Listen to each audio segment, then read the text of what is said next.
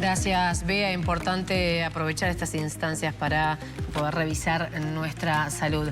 Vamos a cambiar radicalmente de tema, nos vamos a meter en el conflicto de Medio Oriente con el objetivo de entender un poco más lo que está sucediendo, cuáles han sido las últimas ofensivas, pero también la posible repercusión que puede tener todo esto aquí, en nuestro país. Repercusión económica, repercusión política. Vamos a recibir con mucho gusto a Carlos Luján, politólogo, especialista en política internacional. ¿Cómo le va? Bienvenido. Muchísimas gracias por la invitación y es un gusto volver a estar con ustedes. Bueno, le puse el desafío de hacernos entender o echar luz sobre este tema que es tan complejo, ¿no? Que viene hace tanto tiempo, pero que ha tenido este fin de semana una nueva ofensiva. ¿Cómo podríamos calificarla? ¿Qué importancia tiene este mojón en este conflicto? Bien, vos decías sobre ver los impactos que estamos teniendo. Y vayamos a una cosa bien concreta que es el petróleo. Las reservas mundiales de petróleo son 430 millones de barriles. Entonces, para que lo situemos, saquémosle un cero y supongamos que cada uno tiene en su auto el tanque lleno con 43 litros. ¿Sí? Lo que pasa por el Golfo Pérsico y el Estrecho de Hormuz es el 20%, aproximadamente unos 20 millones por día. Supongamos que tiene razón Donald Trump y que esta guerra va a durar 5 semanas, 35 millones, 35 días. Por 20 millones, 700 millones. Saquémosle un cero como si fueran 70 litros que ya no tenemos. En el mar hay unos 200, en los barcos, que tienen 1 millón, 1,5 millones cada uno, unos 250 millones de barriles. Supongamos, volviendo al ejemplo, que tuviéramos en el depósito la gasolinería 25 litros. Entonces, yo tengo el tanque lleno, 43 litros, 25 que puedo ir a comprar a la gasolinería, son 68. Pero van a faltar 70 litros. Entonces uno diría, no piense que va a poder usar el auto para turismo, ¿sí? Para dejarlo bien claro. Esta es una primera simplificación. Por supuesto, hay quien dice, no, van a incrementar los países la producción. 200.000 barriles. Estamos hablando como que fueran menos de 200 mililitros. Claro, ¿sí? No hay tanta capacidad para aumentar esa producción. Luego, suponemos que nosotros tenemos el tanque lleno porque todo el mundo tiene lo mismo, pero China y Estados Unidos tienen muchísima, buena parte de las reservas. Una cosa que es interesante es Uruguay, por ejemplo, consume 45.000 barriles al día. Sí, una cosa periodística interesante que le sugiero decir, bueno, ¿cuántas reservas tenemos? ¿Para cuánto tiempo tenemos? Ahora, también es cierto que ante esta situación, el petróleo que antes del conflicto estaba a 67, 50 dólares el barril, ayer estaba a 81,25. Hoy no lo consulté, capaz que está más. 20% de aumento del petróleo.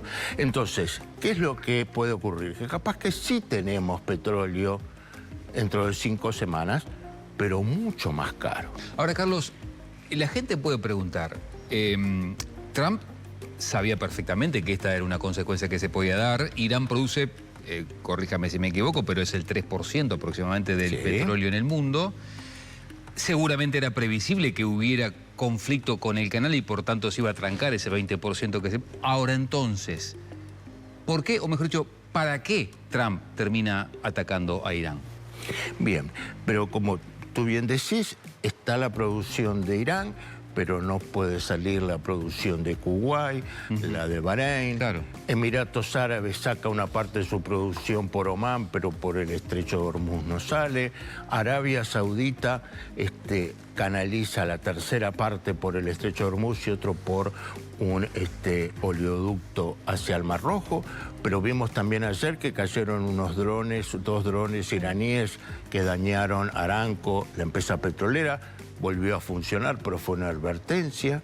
En Qatar atacaron las plantas de gas licuado catarí, con lo cual también es cierto que si la gente deja de tener gas, va a consumir más petróleo, todo lo cual llevaba a que racionalmente era una locura que Estados Unidos atacara por lo que esto va a generar, porque esto va a generar recesión en el mundo, problemas comerciales, inflación, desempleo producto de la recesión. O sea, lo vamos a tener en abril, mayo, vamos a empezar a ver las consecuencias en el mundo, donde aparte los recursos no están igualmente distribuidos. ¿Y en Uruguay también ya pueden llegar las consecuencias en abril, mayo? El mercado del petróleo es un mercado mundial. La hipótesis que yo te estoy dando es la más optimista de que el petróleo está caro, pero se consigue. Ahora, la pregunta es cuando escasee.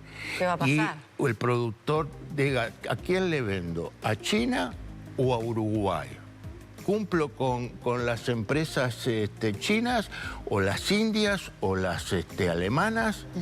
Por ejemplo, con el gas, o cumplo con Uruguay. Entonces, supongamos que no, que esto es un mercado perfecto y el que más paga, más tiene. Recordemos que cuando se trataba de vacunas no era tan sencillo cuando escasearon de conseguir. Los respiradores durante la pandemia lo producían los coreanos del sur. Primero dijeron vamos a atender aquí y luego allá. Las vacunas de la India dijeron primero vamos a atender 1.400 millones y luego allá.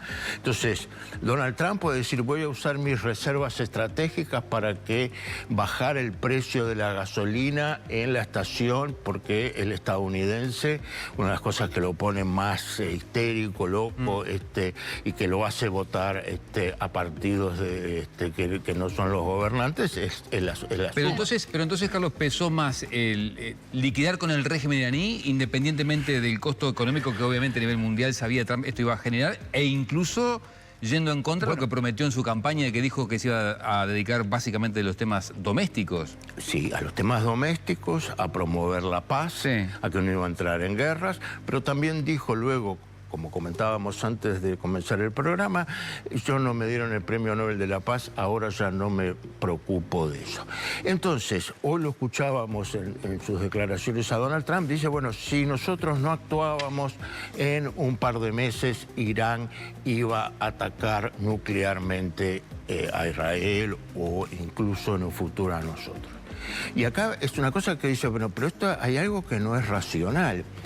No atacamos a China porque tiene armas nucleares. Estados Unidos no ataca a China, no ataca a Rusia porque tiene armas nucleares. Está lo que se llama la disuasión. Entonces, a mí lo que me cuesta entender es, supongamos por un momento que fuera cierto lo que dice Donald Trump, que se puede poner en duda, que Irán iba a tener en 2 meses, 3 meses, 5 meses armas nucleares para tirar a Israel o misiles de largo alcance, cosa muy extraña, que usaran 10.000 kilómetros que pudieran atacar. Iban a atacar a Israel o a Estados Unidos sabiendo que Israel tiene 200 armas nucleares y podía borrar de la faz de la tierra a los 90 millones de iraníes. Iban a atacar a Estados Unidos nuclearmente sabiendo que un submarino nuclear a 500 metros de las costas con una docena de misiles nucleares destruía Irán. O sea, es entonces, difícil. ¿cuál es el verdadero objetivo de este ataque de Estados Unidos? Esto se crea, digo, por parte de algunas de las autoridades, de que Irán, en posesión de armas nucleares, atacaría. No parece ser racional que un pueblo se suicide en masa para destruir a otro. Pero sabemos que a veces en estas situaciones muy paranoicas están allí. Por supuesto que también está la idea de que esto no es un cambio de régimen, que es el objetivo inicial, sino un ataque que va a desmembrar Irán, que va a sembrar el caos. Sí, vimos hoy que la CIA estaba apoyando grupos kurdos y seguramente podría haber una incursión terrestre de fuerzas kurdas en el oeste de Irán. fuerzas especiales americanas y quizá también israelíes puedan actuar allí, quizás pongan tropas para que justamente en el estrecho de Hormuz tomar las costas iraníes. Ahora, esto ya si pasa, no estamos hablando de 5 semanas, ¿Y es un estamos conflicto hablando de una armado? guerra. Eso, Sí. ¿de qué magnitud? ¿A dónde esto podría es- llegar esto? Yo te diría que estamos en presencia de una de las grandes guerras del siglo XXI. El ritmo, por ejemplo, de lo que está pasando en el escenario de Medio Oriente es mucho más vertiginoso del que vemos en el enfrentamiento entre Ucrania y Rusia, donde si bien es cierto, hay intercambio de misiles, drones... Pero es más lenta Rusia la ofensiva y la defensa. está como estancado. Acá todos los días nos estamos despertando con ataques, reacciones. Es muy probable que habiéndose unido Gran Bretaña a la defensa de Israel y apoyar esto, la prohibición de utilizar Diego García ya deja de estar, entonces vamos a ver los B-52, los bombardeos tirando miles y miles de kilos de bombas, las bombas estas de 900 kilos van a ser por cientos. O sea, podemos estar ahora ya no en el ataque de precisión de los F-35, los F-15 o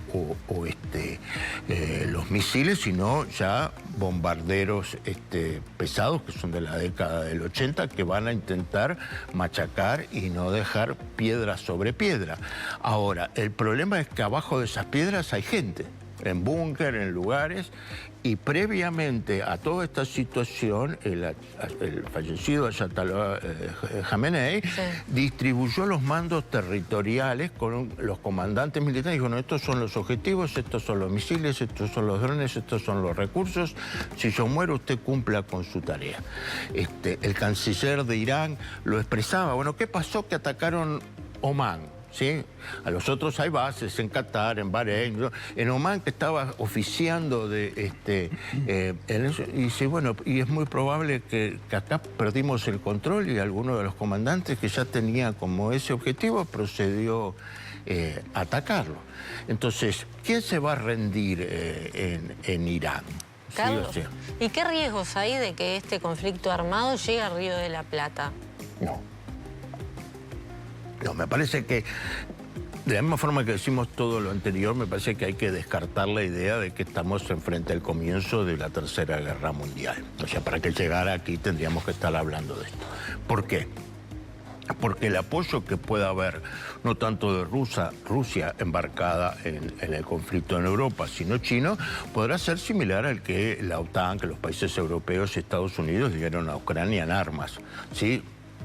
Todos están pensando, bueno, se le va a acabar el stock de misiles en algún momento, los 2.000 misiles que tiene Irán en algún momento van a terminar, son los 37.000 drones, que son muchos, se le van a terminar, bueno, pero no sabemos si frente a la agresión de Estados Unidos e Israel, al igual que como ocurrió con la agresión de Rusia sobre Ucrania, China dijo, bueno, apoyo con armas, con misiles, con inteligencia, con reconocimiento satelital. No me consta que nada de ello esté ocurriendo hoy. Sí lo vimos en decenas de vuelos de cargueros chinos militares llevando armamento a Irán. Entonces la pregunta es, si eso ocurrió antes, ¿por qué no puede ocurrir después? Y eso implicaría una continuidad del conflicto. Creo que fue un gran error el matar a Khamenei. Es creer que Khamenei, la eliminación de Khamenei, como había sido el secuestro de Maduro, o sea, la decapitación del régimen, traía una rendición. Cuando Khamenei ya había planteado 4 capas de quiénes eran la sucesión justamente en función de esto. Y hay quien incluso plantea que Khamenei, con 86 años y una frágil salud, decidió, en vez de irse a un búnker a 100 metros bajo tierra para que no fuera alcanzado, estaba en el Palacio Presidencial, en la Casa de Gobierno, esperando allí, y que haya optado justamente por el martirilogio, cosa que es una figura muy importante para los chiitas, para el mundo musulmán en particular, pero para los chiitas, porque eso es un factor de unidad muy fuerte. Entonces hay quien plantea que hoy tenemos un Irán donde el nacionalismo nuevamente, o sea, el nacionalismo persa, o sea, somos persas, está rebotando adicionalmente a la unidad religiosa. Y te cuento nada más una cosa, los manifestantes, sí, los familiares de los muertos de los manifestantes salieron nuevamente a manifestar hace unos días, respetando los 40 días de luto chiita. O sea, creer que la gente que manifestaba contra el régimen no era musulmana, no era chiitas, que eran laicos, ateos o tenían una visión distinta, es un gran error. Eran tan musulmanes como los que gobiernan, simplemente que no querían este gobierno. Entonces, me parece que la muerte de Jamenei ha hecho una cosa, de decir, bueno, abroquelémonos, no solo en torno a la bandera nacional, sino también ante una cultura como la persa, que es milenaria. Bien, y a propósito de esto, ¿no? Como espejo, ¿qué pasa con la ciudadanía de Israel, la gente de Israel? Hablamos, ¿no?, de la reacción del estadounidense, que si bien puede haber una repercusión económica y demás por el tema del petróleo, la ven medianamente de lejos, ¿no? Es su país, atacando, ¿no?, o de alguna manera colaborando, trabajando para esto, pero lejos a nivel territorial. ¿Qué pasa con Israel y su gente? Todo indica que la mayoría de los israelíes están de acuerdo con el ataque, tenían esta percepción de que había una amenaza existencial. Ahora, ayer, por ejemplo, en determinados momentos había 6 millones de israelíes, de los 9, en refugios, ¿sí? O sea, es un país paralizado absolutamente. Entonces también uno se pregunta, volviendo a lo mismo, supongamos que la estimación de Trump que comparten los israelíes de los 35 días es cierto, cosa que a esta altura se puede dudar, si no va a ser más larga. Un país no puede estar 35 días parado, no puede estar todas las personas básicamente en los refugios.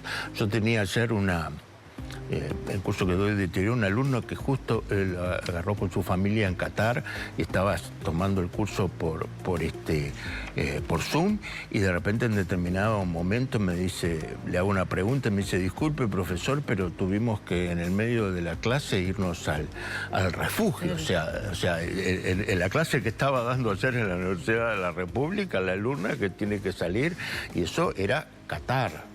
¿Sí? Imagínate la situación israelí. Entonces, tenés una movilización de reservistas nuevamente en Israel para el combate con Hezbollah en el Líbano. Las tropas israelíes ya habrían entrado en territorio libanés. También ahí sí vamos a tener una batalla terrestre importante. Como te decía, podemos tener en el Kurdistán acciones militares terrestres, con lo cual también la cosa se complica más, porque si los kurdos actúan, Turquía a la corta o a la larga, y más a la corta que la larga, no va a permitir que el Kurdistán tenga un país. O sea, empiezan a ingresar varios actores no menores. Carlos, tenemos que ir cerrando y le quiero consultar a usted. Decía, predicciones bastante negras en cuanto al precio del crudo, existencia y reservas del crudo, posiblemente una recesión económica importante, inflación. Y desde el punto de vista comercial, porque claro, esto hace que los países se vayan posicionando, y yo leía el otro día, antes de ayer, los de España, por ejemplo, que no permite la utilización de sus bases, y ya viene una represalia de Estados Unidos con respecto a los aranceles.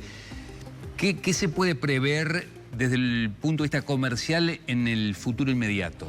Bueno, vimos que Estados Unidos ayer sacó una resolución por la cual va a subvencionar a las aseguradoras para que eso no impacte en su comercio, porque, como decía, los hutíes están amenazando con cerrar el tránsito por el Mar Rojo hacia el Canal de Suez. Eso implica que hoy, por temor a eso, los barcos, en vez de ir por el Canal de Suez, por ejemplo, hacia Europa, están dando toda la vuelta por África, por el Cabo de Hornos. Eso es como un 60% más de costos. Esto va en Europa, todo el problema con el gas natural, el gas licuado de Qatar, estaba llevando a 50% más el gas, al punto tal de que Europa le está pidiendo a Ucrania que permita pasar el gas ruso. Sí, entonces siempre estamos locos. No era que justamente había que sancionar a Rusia, que la guerra, pero bueno, esto lo que está mostrando es una situación que si estos países en la energía, como decíamos, el gas se le incrementa en un 50% o el petróleo, hoy lo vimos en un 20%. Las estimaciones hablan de bastante más que esto. Eso no hay forma de que no traiga recesión. Y si hay recesión, hay menos comercio. Si hay menos comercio, nos van a comprar menos. O sea, llegado a la hora que China tenga que pagar el petróleo más caro, eso tiene impactos. ¿A qué va a destinar el dinero? ¿A comprarnos carne a nosotros o a pagar el petróleo? Quizás China tenga espalda y pueda hacer ambas cosas.